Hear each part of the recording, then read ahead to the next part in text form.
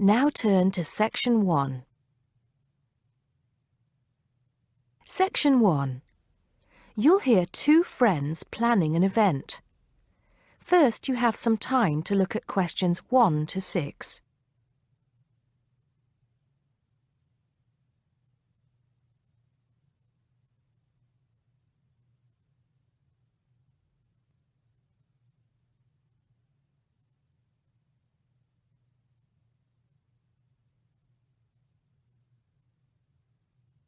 You'll see that there is an example which has been done for you.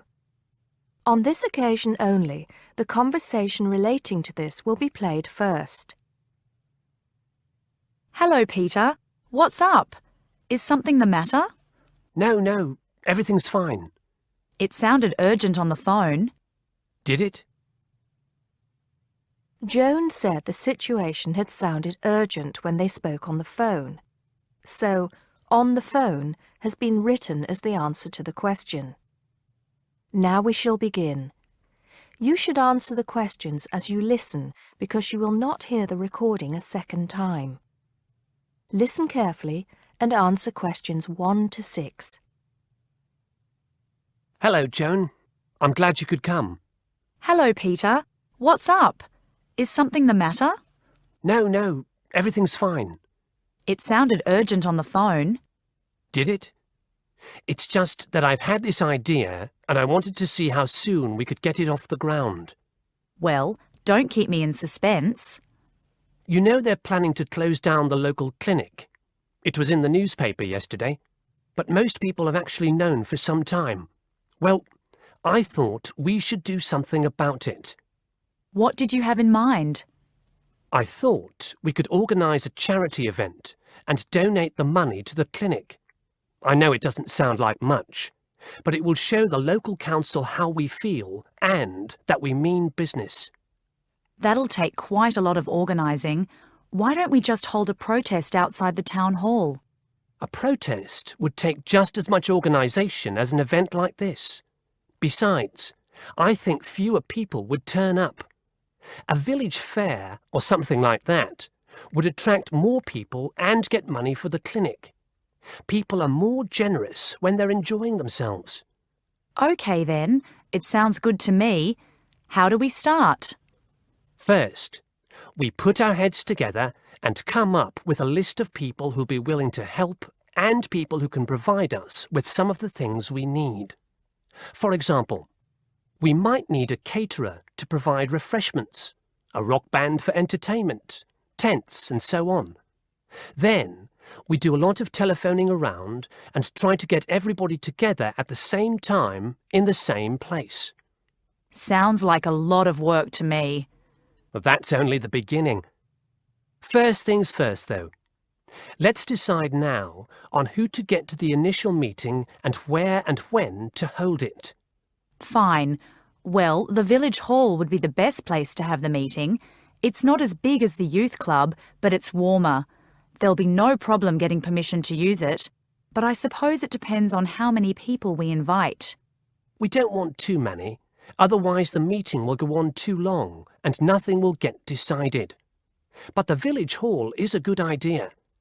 It's more official than having it in someone's living room. How many? 6 or 8 people to start with? 10 at the most? OK, now we have to decide on a suitable day and time. Suitable to everybody, I mean. A Saturday or Sunday would seem to be the best choice because people aren't at work on those days. But they may not like the idea of giving up a part of their weekend for a meeting. Unless we persuade them it's for a good cause, or that it's to their advantage, and that it'll all be a lot of fun. We'll provide refreshments, of course. What if some don't want to give up their weekend? Then we'll give them an alternative. Say, one evening in the week after everybody's finished work. We'll see which is the most acceptable to them. Then book the hall. I can do the refreshments for the meeting. I'll get Darren and Maggie to help me. I'm sure they'll be more than willing. Before you hear the rest of the conversation, you have some time to look at questions 7 to 10.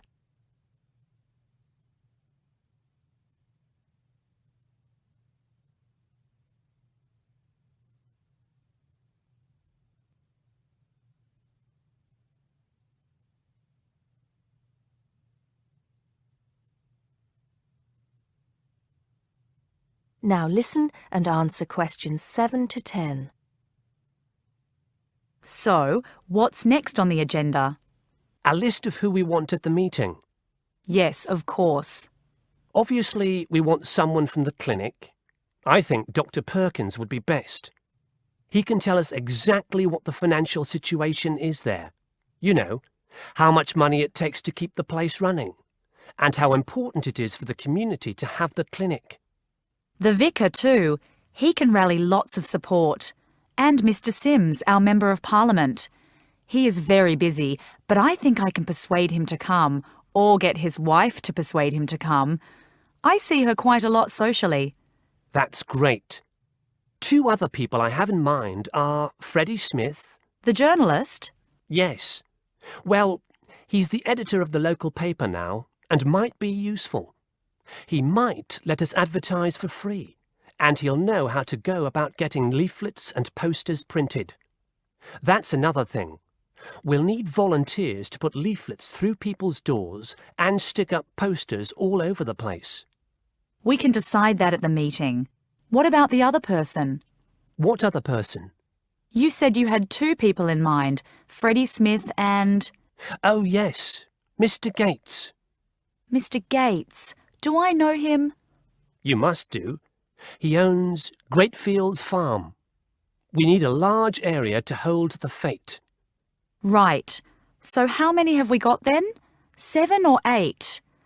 There's Dr. Perkins, Mr. Sims, that journalist. Freddie Smith, you mean? Yes, him. And the vicar and Mr. Gates, the farmer. That's only 5. There's you and me. That's 7. That will do for now. Let's start making phone calls. That is the end of section 1. You now have half a minute to check your answers.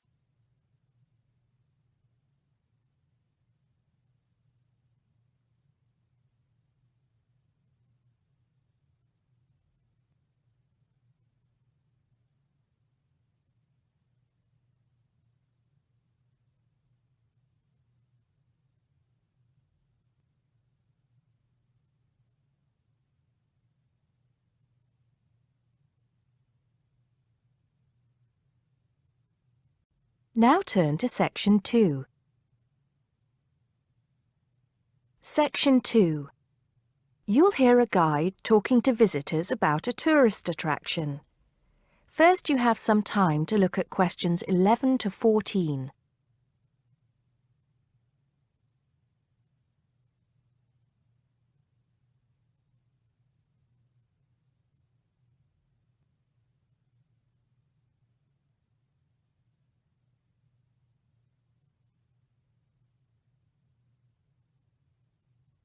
Now listen carefully and answer questions 11 to 14. Good morning, everybody. Welcome to the Roman Baths. My name's Amanda, and I'm your guide for today. Before we begin the tour, I'd like to point out that we have child carriers, free of charge, of course, for those of you with young children, and I can see that there are 1 or 2 of you here this morning. It might make things a bit easier for you than using a pushchair. If you don't want to carry your coats and bags around with you, there is a cloakroom behind reception where they'll be quite safe. Also, should anyone want to use the bathroom, there's one here in the reception hall, opposite the ticket office, and another one by the shop where we end our tour, right by the exit. Having mentioned the shop, I should tell you that it's full of interesting things for you to remember your visit by. Posters, postcards, replicas of the Gorgon's head, the Haruspex stone, and the statues that you'll be seeing on your tour. There are also games, books and videos for children and other souvenirs. Our first stop will be the terrace, where you will get your first view of the baths. Now, the statues that line the terrace here are of Roman emperors, governors of Britain and various military leaders. These aren't from Roman times either. In fact, they were sculpted in 1894, especially for the grand opening of the baths in 1897. But what you can see from here is only a fraction of the whole Roman bath site, which stretches below ground level under the surrounding streets and squares of the town. While we're here on the terrace, getting our first look at the baths, let me fill you in on a bit of the history. This site, with its hot springs, has long been seen as a sacred place, and the first people to build here were the Celts, and the shrine they built was dedicated to the goddess Sulis. Of course, back in those days they had no way of explaining how hot water came to be bubbling out of the ground, so they believed it to be the work of the gods. When the Romans came, they too built a temple here and dedicated it to their goddess, Minerva. Before you hear the rest of the talk, you have some time to look at questions 15 to 20.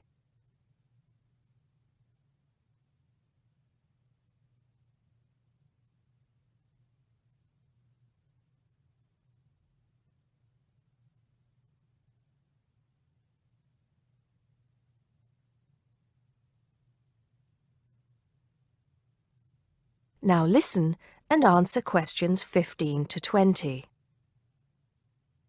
The bath you can see from here is called the Great Bath. Not very imaginative, I know, but it is the biggest. Impressive, isn't it? At one time it was housed in a huge vaulted hall 40 metres high, which for many people of the period must have been the largest building they'd ever seen in their lives. The bath itself is 1.6 metres deep, ideal for bathing, and has steps leading down to the water on all sides. The niches or alcoves you can see all around the bath would have had benches and possibly small tables for drinks and snacks. Not a bad way to spend your free time, relax, and tell yourself it's all good for your health. Let's move on to our next stop, the Sacred Spring.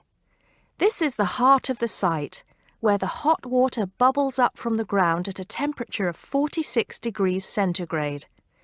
The water comes up from a depth of between roughly 2,500 and 4,500 metres, where geothermal energy raises the water temperature to between 64 degrees and 96 degrees.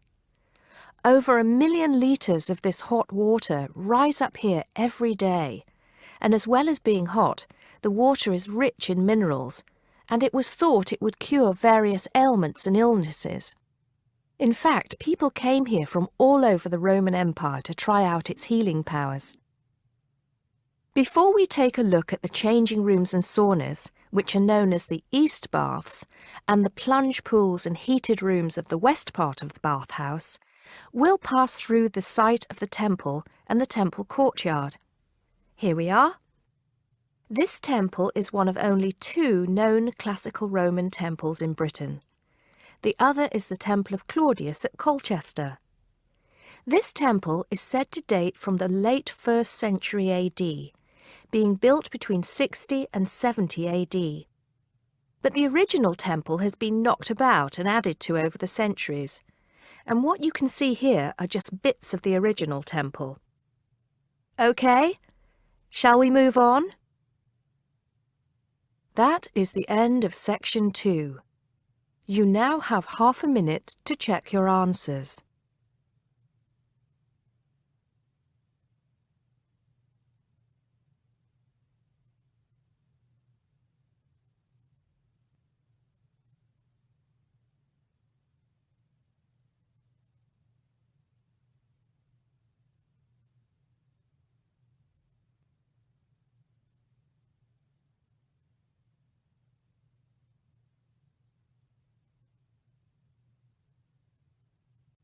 Now turn to Section 3. Section 3. You'll hear a tutor and a student discussing transport. First, you have some time to look at questions 21 to 25.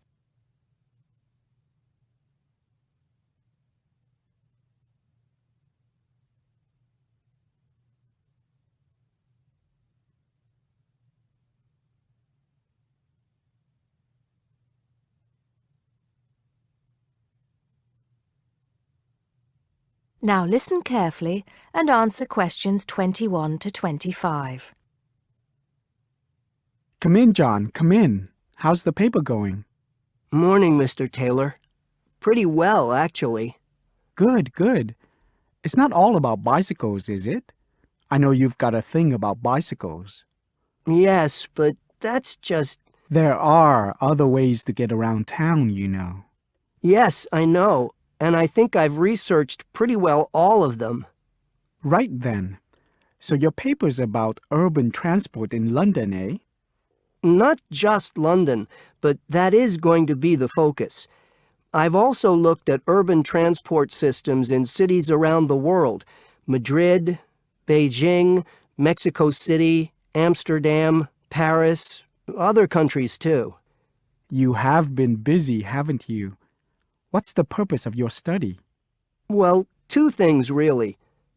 I want to see if there are more efficient ways of organizing urban transport systems while cutting down on traffic congestion, and of course pollution, and to find ways of encouraging people to use public transport instead of their cars. Let's start with that then, with cars. I think you'll have a hard time thinking of ways to persuade people to swap their cars for a crowded bus or underground train. They're convenient, comfortable, faster, and sometimes they're a status symbol too. Okay, I agree that cars will probably always be the most popular means of transport, but there are ways to cut down the number of people who bring their cars into the city. It's a problem that affects every big city, and several methods have been tried. I know, as I've found to my cost. When I go into London, which I do 2 or 3 times a week, I have to pay £5 to get into the city centre. Has your research thrown up any more places where they do this? Oh, yes. Apart from London, there's Oslo, Stockholm, Singapore. Now, there, in Singapore, they've got it really organized. They've imposed a tax on all roads leading into the city center, and they have electronic sensors that identify each car, and then debit a credit card belonging to the owner. Before you hear the rest of the conversation, you have some time to look at questions 26 to 30.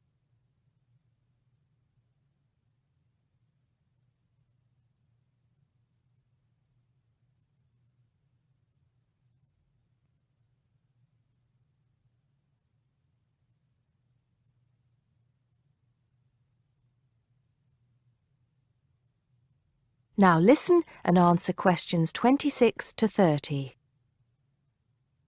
And other cities, instead of charging motorists to come into the city center, have tried other measures.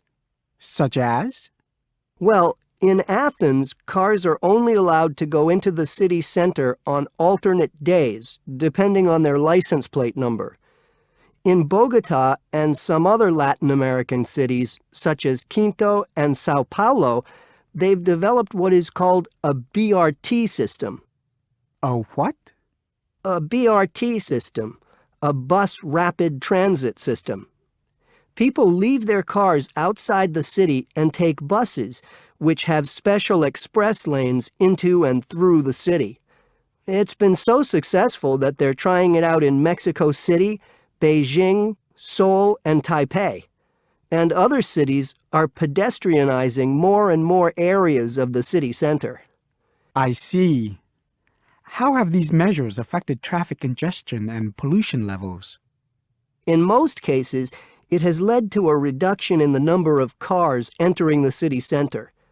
Certainly in Singapore, where it's now much easier to move around the city and the air is much cleaner than most other cities in that part of the world. London too, I believe. I can give some facts and figures if you like.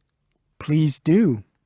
In the first year after the tax was introduced, the number of people using buses to get to the city center rose by 38%. Really? 38%? Incredible! Yes, and the number of cars entering central London dropped by about 18%. there's more. The number of people using bicycles and mopeds went up 17%. I knew we'd get to bicycles at some point. Well, yes. In the city, the bicycle has a lot going for it. You can avoid traffic jams, there are no parking problems, they don't pollute, they're cheap to run, and they don't cost very much. Oh, and here's another fact for you. You can fit 20 bicycles in the space needed to park one car. Well, I never. But I can't see it catching on. Besides, we seem to be getting off the point. Not at all. China, Japan, and Holland have all integrated bicycles into their urban transport systems. In Holland and Japan, they've got special parking areas for commuters who get to the station by bike. And Japan has even built multi-story parking facilities for bikes close to railway stations. Then look at America. In New York, delivery services use bicycles because they can deliver messages and small parcels far more quickly and at much lower cost than cars or vans. Even the police use bicycles. In fact, in about 80% of the towns in America where the population is around 500,000, the police regularly patrol on bicycles. And they have proved to be effective because they can reach the scene of an accident or crime faster and more quietly than officers in patrol cars, making a lot more arrests per officer.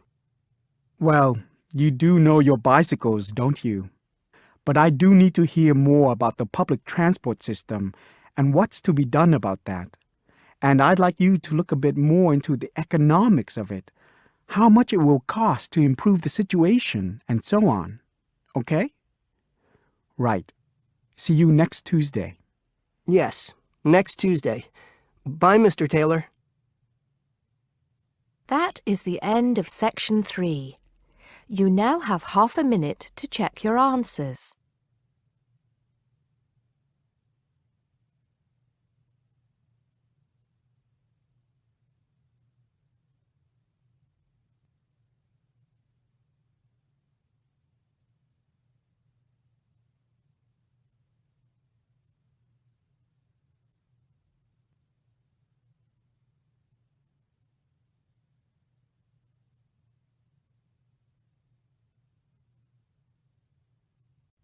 Now turn to section 4. Section 4. You'll hear a lecturer talking to a group of science students. First, you have some time to look at questions 31 to 34.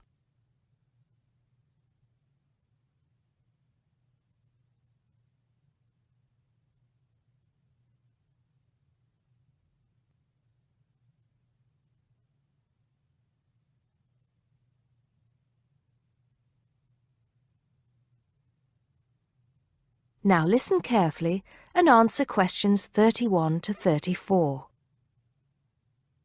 Good morning, ladies and gentlemen, and welcome to the science faculty. As you may know, my field of study is neurobiology, so you may be wondering what I have to say to those of you who are studying physics or chemistry or geology, even those of you who intend to become doctors. In fact, what I have to say is aimed especially at those who wish to enter the medical profession, though the main point applies to all of you. And what is my main point? Basically, it is that you shouldn't get stuck in too narrow a specialization.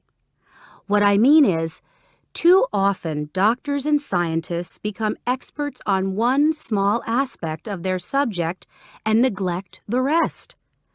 Perhaps you have heard the joke about a doctor being introduced to another doctor as an expert on the nose. "Oh, yes," said the other doctor. "Which nostril?" I know that more and more it is necessary to specialize, because when you finish your studies, you have to find a place in the job market. But I do believe that it is damaging both to you personally and to the profession. You may be surprised to know how many physicians in the past were men of wide culture. Many were interested in the humanities, from the arts to literature to philosophy. A surprising number of them, from Rabelais to William Carlos Williams, became poets, novelists, and playwrights. Men of science have written clearly and intelligently about society, psychology, and politics. This tradition is not dead. Today, such eminent scientists as Stephen Jay Gould, Jared Diamond, and Richard Dawkins are well known as popularizers of science while maintaining high standards. But more of them in a minute. I'm not saying that while you are studying anatomy, you should sign up for a course in English literature, but reading a few works of fiction in your own time will show you the human mind, just as your anatomy classes show you the human body. Science faculties and medical schools, it seems to me, now largely ignore this human dimension. Furthermore, the study of medicine, and psychology for that matter, is largely about what has gone wrong with the body and the mind. That is, it mostly deals with the abnormal. Before you hear the rest of the talk, you have some time to look at questions 35 to 40.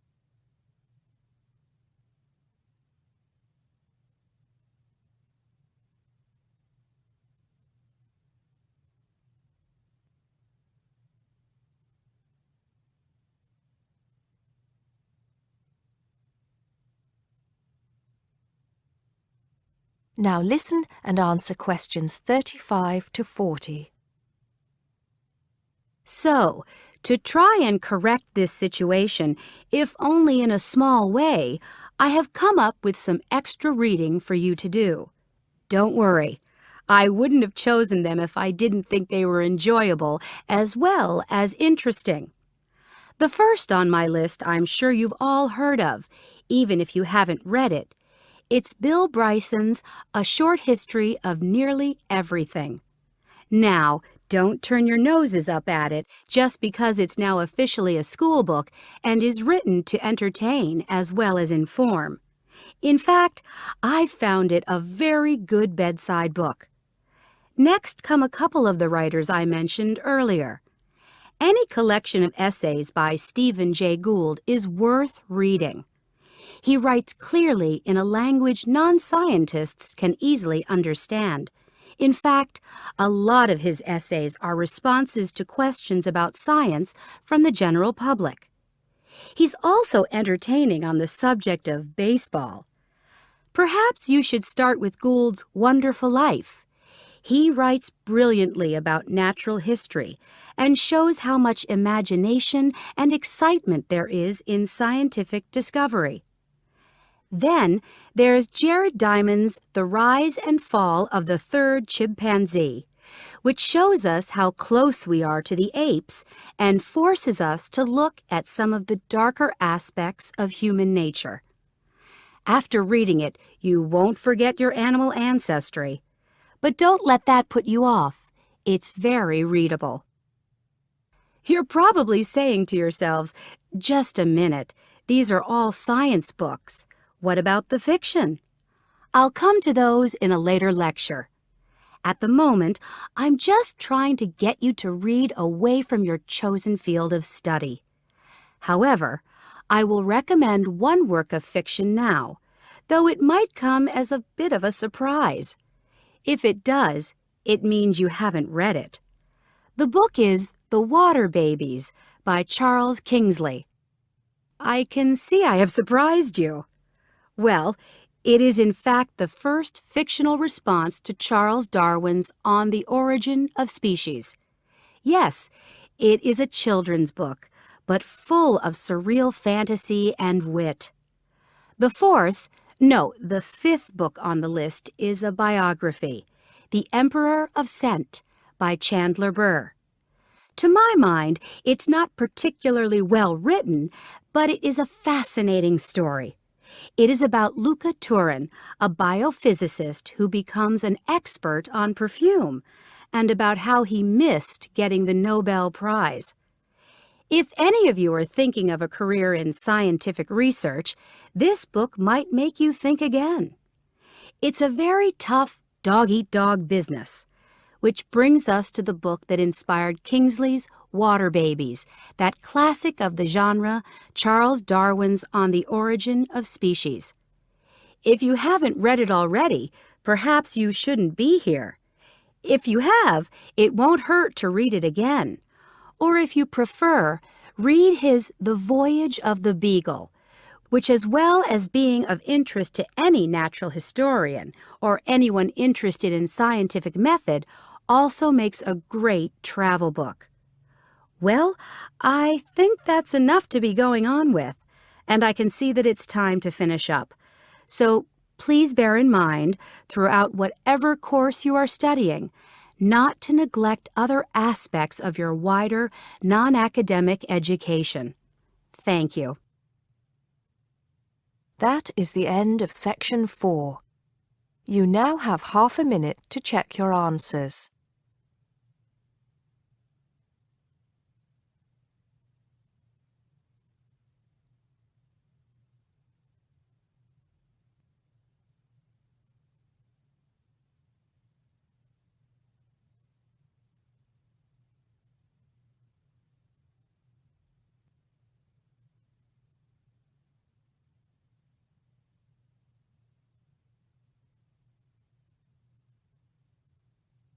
That is the end of the listening test.